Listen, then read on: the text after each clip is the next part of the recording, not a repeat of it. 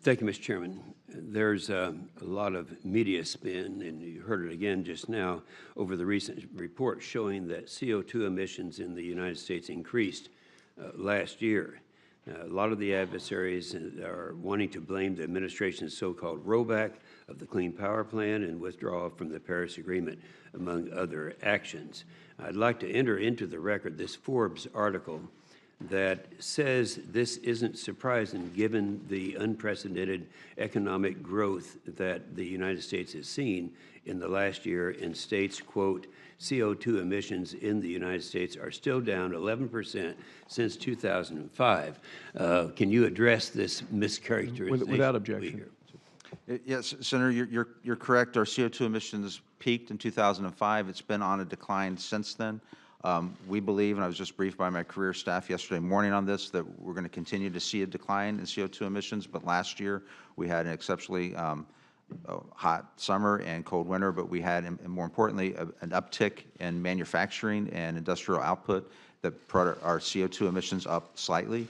But overall, we don't expect that to continue. We think the downward trend is going to continue in the long term. That economic growth has been phenomenal. And so I assume that the ACE rule would continue a general downward trend in CO2. It will. After ACE is fully implemented, we expect CO2 levels to decrease an additional 34% by 2005 levels from the electric power sector. Of all the regulations from the previous administration in my state of Oklahoma, the one that was that the farmers of America, not just in my state of Oklahoma, but throughout the country, found the WOTUS rule to be the one that was the scariest of all of them.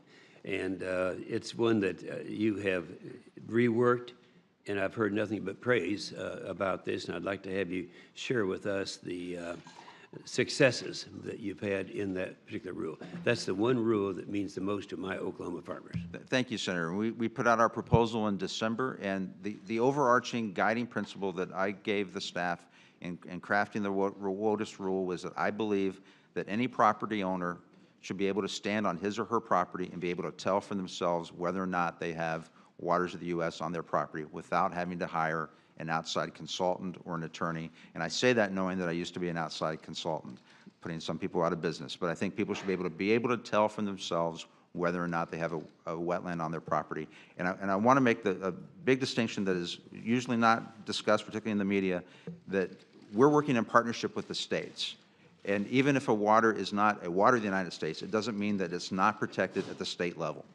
A lot of waters and a lot of the wetlands that would no longer be considered a federal waterway under the new WOTUS proposal will still be protected under state laws, and it does not impact our recovery efforts with our national priority areas such as the Chesapeake Bay, the Great Lakes, the Everglades, the Gulf Coast, Puget Sound. All of those recovery efforts will continue, and this does not impact any of those. Well, I appreciate that. And I'll share with you, the other day I was in western Oklahoma, out in our panhandle, a very arid area, and their concern was if we hadn't done this, we'd probably be considered a wetland now, but well, I'll leave that. I don't have to tell you the position that, my position on RFS, but in light of the rumors about the possible actions that the administration is considering, I'd like to take a moment to remind everyone that corn is not only the only stakeholder in this program. You have the real-world costs borne by not just refiners, but also by consumers, by motorcyclists, boat operators, lawn equipment, and for the use of gas blended with ethanol. There is growing concern that the administration is only listening to one side of the argument, and that those arguments are not based on actual real-world conditions. Will any reset rule be based on market realities, including the increased demand for E0 that the market is seeing today? We will. Thank you, Senator. We will take all of those issues in consideration as part of the reset. We intend to move forward with the reset as well as the E15. The President's committed to the E15.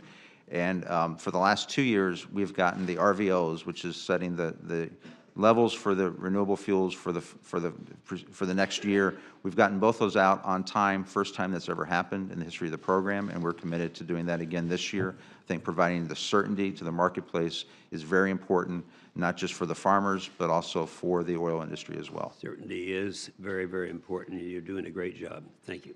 Thank you, Senator. Senator